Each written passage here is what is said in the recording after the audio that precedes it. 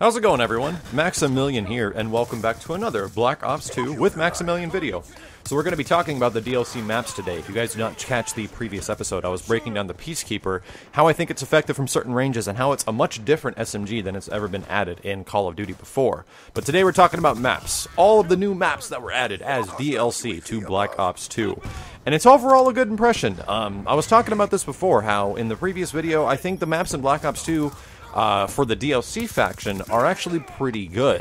The most part of these maps have pretty intense areas where like the B flag would be for the majority of domination games. I haven't played much team deathmatch on them, but for the most part, a lot of objective-based games like Kill Confirmed and stuff like that seem to roll pretty well on the majority of these maps, and they actually have really good flow. I think they're actually better than some of the maps that are already included in the base, Black Ops 2 pack. A lot of the maps in Black Ops 2, personally to myself, I don't absolutely love. There's a lot of maps in Modern Warfare 2 and COD 4 and even World at War that I just absolutely love, and a couple in Black Ops as well. But in Black Ops 2, all the maps to me personally, they're all good. They're all good. There's a couple that I don't really favor very much. But for the most part, they're nothing that would I just go, oh my god, Afghan, oh my god, something from COD 4. I can't remember the names of them right now because it's been so long. Nonetheless, those maps were frequent, and those like half the maps you just went, this is totally awesome. In Black Ops 2, I don't really feel that way. I feel they're good. They're way better than Modern Warfare 3 maps by leaps and bounds, but they're nothing to freak out over. Nonetheless, let's talk about the 4 maps that were added in the Revolution DLC. I'll go over, I guess I'll start from my least favorite to my most favorite. I'd say my least favorite between all of these is Hydro. Although Hydro was not a bad map, it has a what I call Treyarch intricacy to it. And it's the fact that it is on a dam with flowing water everywhere, and this guy on a PA speaker will come on every once in a while, which means that the underwater portion and during certain parts of the map, water is going to flow through and immediately kill you. Treyarch really loves to do these kind of things with their maps, as far as making the maps like hazardous in some ways and changing the way how you play. It can be frustrating at times, but it actually is one of the coolest parts of Hydro. Hydro's a very parallel map. Like, each side is extremely similar to the other side. There's areas where you can go under the ground to get through areas, through to B in different ways, which is good. I think that design of map is the best part because it's the most fair for the majority of players. So I do like Hydro. I don't think it's a bad map. However, I think it is the least good of all 4 maps. My next map that I prefer the more than Hydro is actually Downhill. So Downhill is a snow map. Awkwardly, the thing I enjoy the most about Downhill is the sound of footsteps. If you step in the snow in this map as your character, it makes this really rough crunching sound, like you're really impacting into snow. It's actually pretty cool. I do like that a lot about it. What also is unique is that sound is very loud, so you actually can hear people, I've noticed, a lot better on Downhill than any other map in this game. So it's kind of funny how the huge gripe that people have with this game, that you can't hear footsteps and everything, Downhill, this map kind of alleviates it, which I enjoy.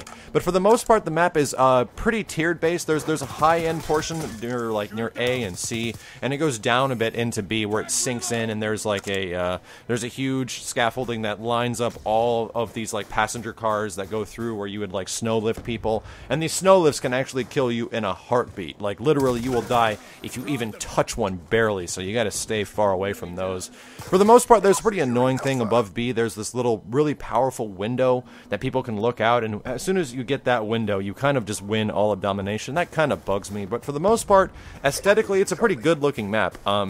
I think when I compare it to other maps, it kind of reminds me of, there was a map that came out from Modern Warfare 3 in the last DLCs where it was like a rugged, western, coal mine or something like that. It was absolutely fantastic. I loved that map in Modern Warfare 3. This kind of sucks that it came out way too late. Moving on, the next map that I prefer is Mirage. So Mirage is in a kind of like an Asian temple city area. Everything's been covered up by sandstorms, but this map is actually pretty damn fun. It has clear paths and pretty good lines of sight throughout a lot of areas. There's a couple of really good power positions, however. But what's good is that those power positions can be grenaded or C4'd fairly easily. I think it's kind of odd that B is sunken in so much, especially in domination game types. B falls 10 feet below everything else, so it's really susceptible to just chucking grenades and C4. down there if a guy's going to be capping it. So on Domination it can be pretty rough, but I do like this on Kill Confirmed, probably more than any of the maps in Revolution. If you guys get a chance, try Mirage in Kill Confirmed. It's pretty good. It's a fairly large map as well, so I have seen it appear in Ground War game types, and I actually do like this one. I have not had really disliked a time where I've played on Mirage, except for the fact that throughout all of these maps, I'll just break it for you guys down right now, the spawning is super weird. Like, they literally pop right behind you if you kill a few guys, which is kind of the nature of Black Ops 2 spawning. You have to get used to it, and it's even more difficult now that you have these new maps. So my favorite map amongst all of these is the final one and the only one remaining, and it is Grind. Grind is modeled after a skate park outside of Venice, California, which is actually where I lived very close to for a very long time in Santa Monica. And it's got, you know, the birds flying all over the place, the wonderful sound of the ocean in the background. It's a very bright, very vibrant map, and it looks cool. This map is a complete chaos, though. It seems to be not that large of a map. It's kind of confined by, you know, a middle bunker area, and a left and a right side that you can move around freely to try to flank and get your position.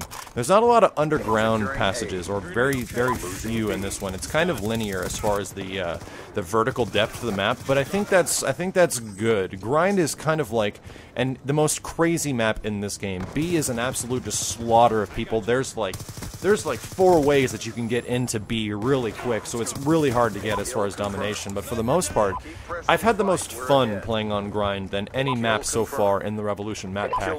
And if you do see it on the playlist, give it a vote, because you guys will probably like it. If you can, as long as you control B. Like the majority of these maps, if you're playing domination, run straight to B, cap that stuff, and then have fun throughout the rest of the game.